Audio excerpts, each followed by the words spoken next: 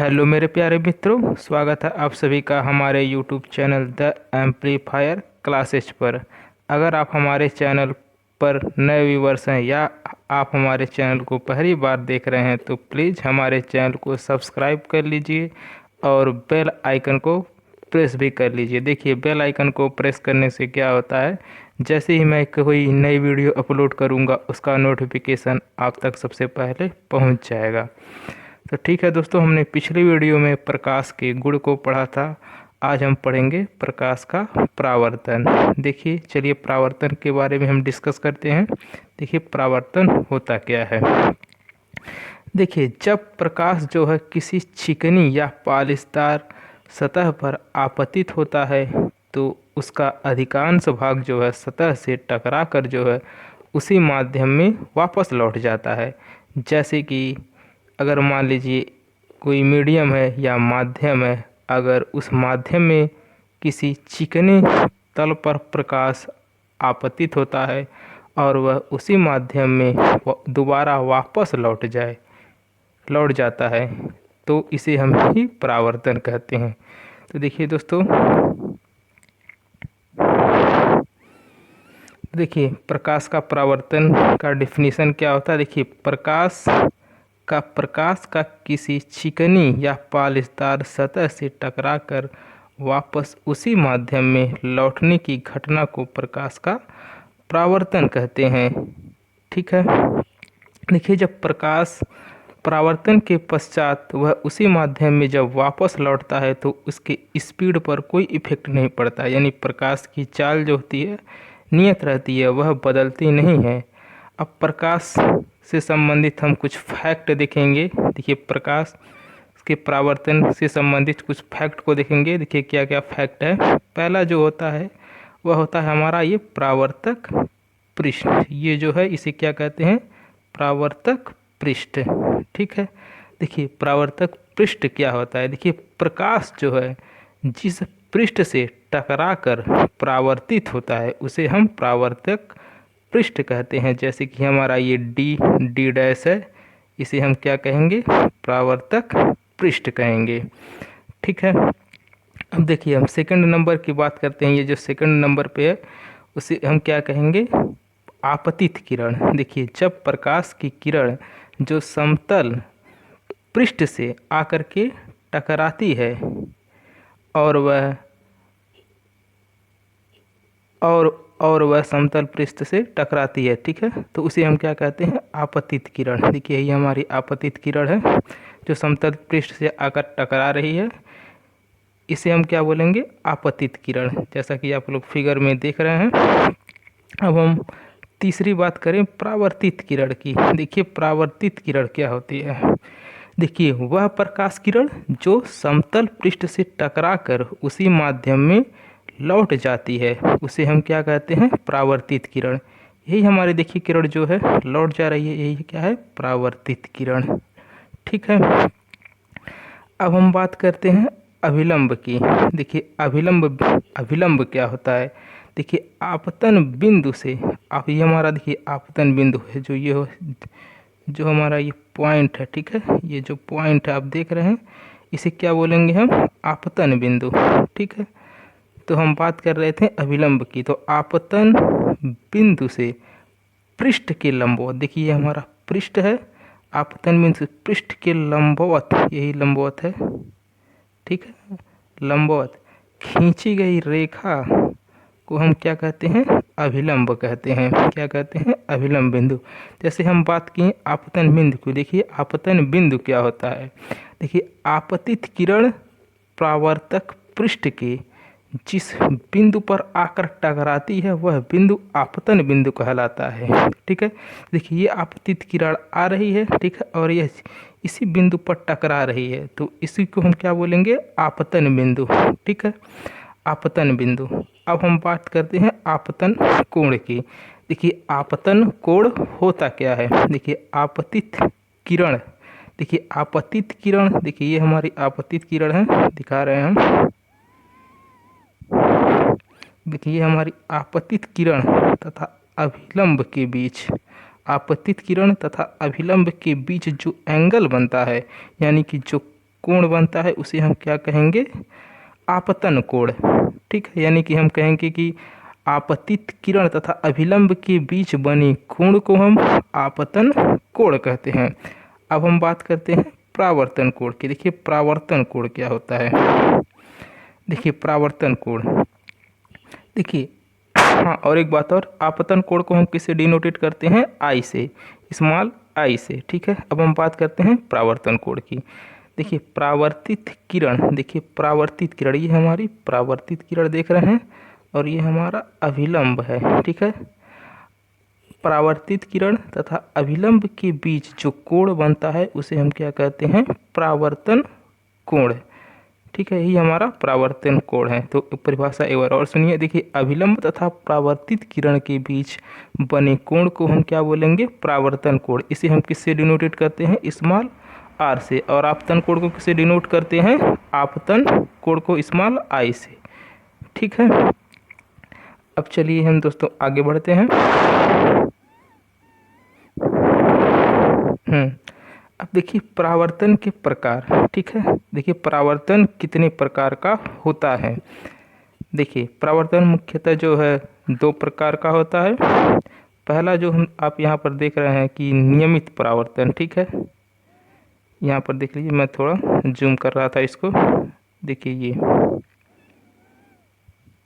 पहला जो है नियमित परावर्तन। देखिए नियमित परावर्तन क्या होता है। देखिए जब प्रकाश का परावर्तन किसी चिकने पृष्ठ से, ही हमारा चिकना पृष्ठ है सब उधर मान लीजिए।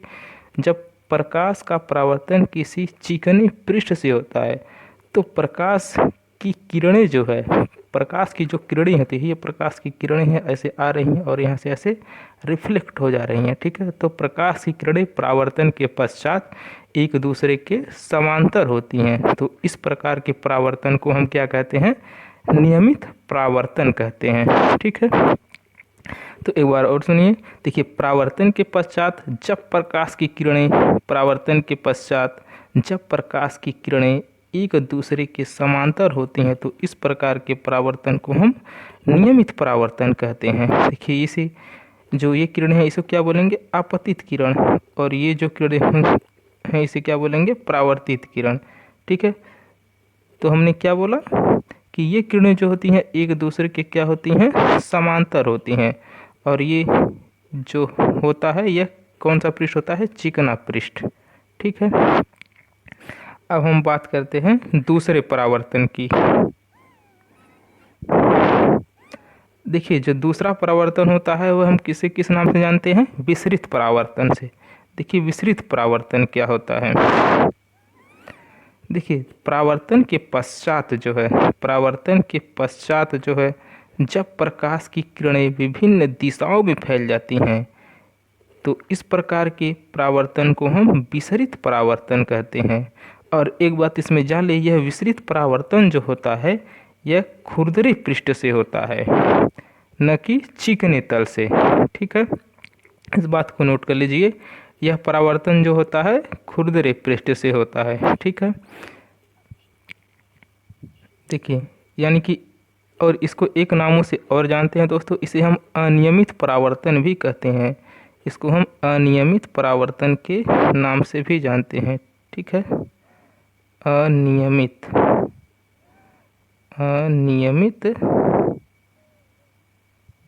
इसे हम अनियमित परावर्तन के नाम से भी जानते हैं, अनियमित परावर्तन। ठीक है, इसे हम अनियमित परावर्तन भी कहते हैं। इसका दूसरा नाम क्या है, अनियमित परावर्तन। ठीक है, तो देखिए ये जो आपको दिखाई दे रहा है ये कौन सा है, खुरदरा पृष्ठ। ये देखिए कौन सा पृष्ठ है, ये दिखा रहे हैं आपको हम। ये आप जो पृष्ठ देख रहे हैं, ठीक है, ये ऐसे ऐसे ऐसे। ठीक है, ये क्या है, खुरदरा पृष्ठ। देखिए यहाँ पर खुरदरे पृष्ठ पर ये प्रकाश की किरणें आ रही हैं। ठीक है, और ये रिफ्लेक्ट होकर के विभिन्न दिशाओं में फैल जाएंगे, कोई इधर कोई उधर। ठीक है, तो इस प्रकार के परावर्तन को हम क्या बोलेंगे, विसरित परावर्तन। ठीक है, हमने दैनिक जीवन में विभिन्न विसरित परावर्तन के उपयोग हैं हमारे जीवन में। जैसे कि आप लोग देखते हैं कमरे की खिड़की में लगे जो खुरदरे कांच होते हैं, कमरे की खिड़कियों में जो लगे खुरदरे कांच होते हैं वह सूर्य के प्रकाश को क्या करते हैं, विसरित परावर्तन करते हैं, जो हमें ज़्यादा चकाचौंध से बचाता है। ठीक है। अब इसका यूजेज, ये यूजेज और एक बार देखेंगे इसका। देखिए इसका यूजेज क्या है। ठीक है।